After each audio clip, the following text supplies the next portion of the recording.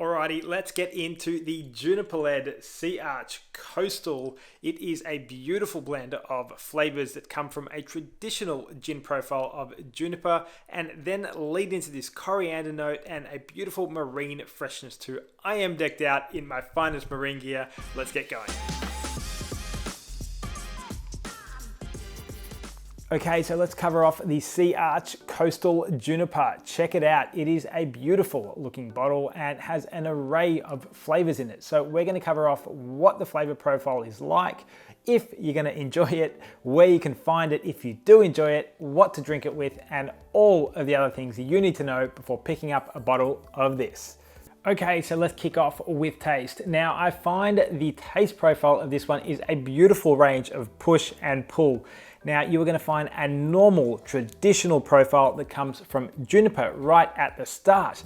And that's kind of where the traditional elements of this one end. You transition across to a coriander freshness, so it's a really nice kind of fresh and bright coriander notes, and then jump across to a beautiful warmth and spice from cardamom, and then you jump into the unique in this one, and it is a freshness, a marine style freshness from some sea kelp. Now, I don't want that to deter you. It is in no way that yucky kind of marine note. It is a beautiful, fresh and clean marine note that is just like jumping in the ocean and getting a whole bunch of beautiful freshness. And that is all rounded out with a really nice level of mild heat in this one. So if you're drinking it straight, you will find that there is a little bit of a burn to every kind of sip that you have. And the thing I found really interesting about this one is actually, I was drinking it while writing the review up for tipplezero.com. So if you haven't read that yet, I'll put the link in the description and you can check it out over at tipplezero.com. But as I was writing it up, I was kind of drinking my way through, and I just found that I'd have a sip and I'd leave it and I'd keep typing away, and then all of a sudden the kind of notes of coriander and cardamom would just come wafting back through my mouth. So it does linger. You do have a really nice lingering profile in there, and based on that, it is just one which is nice to kind of pleasantly sip on. Delightful. So let's hop across to who this one is actually for. Now, I'm going to do things a bit differently today, and I'm going to tell you who it's not for. So for me, I really think this one is not for anyone who's looking to go for a straight up and down, no kind of variations on a traditional gin profile. So if that is what you are after, I would caution you before jumping into the Sea Arch non-alc option, because it does have those other amazing elements that are not strictly traditional and not exactly what you're going to find in those straight up and down options. But I have some more options for you if that is what you're after. But first, let's dive into who it is exactly for. And this is for someone who wants to use that traditional base, but also wants to then build into it and do something a little bit more unique. So if you do enjoy those really bright and forward citrus notes, or want something that is going to give you a little bit more of a freshness vibe to it, I would really recommend this one because it does have a nice herbaceous note to it too, from that coriander and the warmth from the spice of cardamom. So if you are looking for something which is just a little bit more flavorsome and a little bit bolder than a traditional dry London gin, or something which is just really juniper led, I would say this is one you might want to consider, especially if you want something to really brighten up those gin and tonic cocktails. Okay, so if this one is not for you, what else should you be trying? Now, I think there are a few of the options, but the ones I will just cover really quickly are the Lyre's Dry London Gin.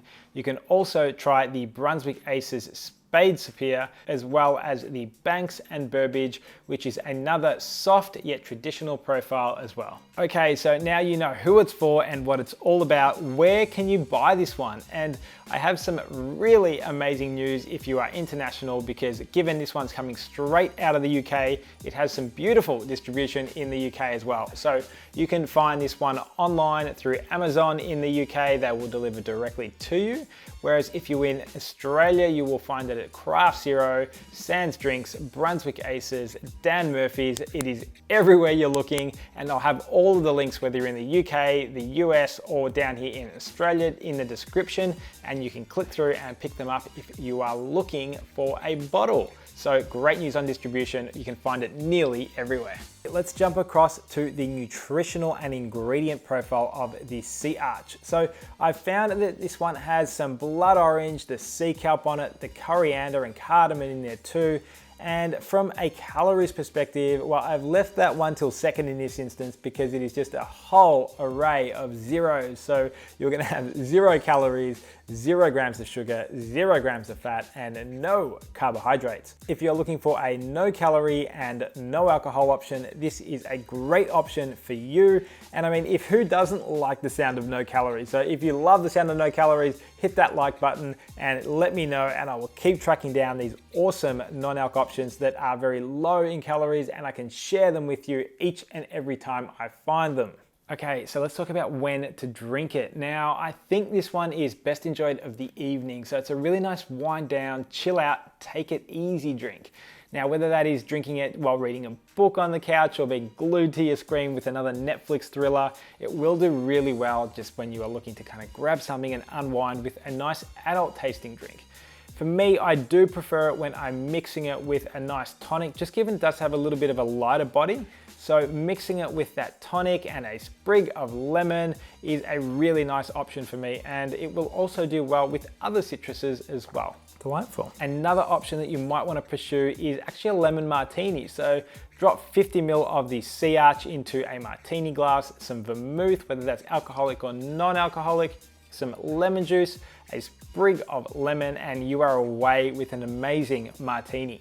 So it is so versatile and has some really good options as well. Okay, wrapping up the Sea Arch Coastal Juniper blend. Now, first things first, I would recommend if you are gonna get into it, you can see in my hand is the small miniature version. It is the option that is a pre-mix version from the team over at Sea Arch, and it is one I probably would recommend you try first because the flavor profile is so diverse and different. I reckon if you pick up one of these, you're gonna be happy days either way. You're gonna love it and then jump straight into the big bottle, or you're not gonna be the biggest fan and you are gonna save yourself from buying the big bottle. So I have the full review of the Sea Arch C&T, which is over at tipplezero.com. I will put that in the description for you below, and you can find out all about that over at tipplezero.com. Check it out, and I will catch you guys on the next one. But until then, have a look at these videos.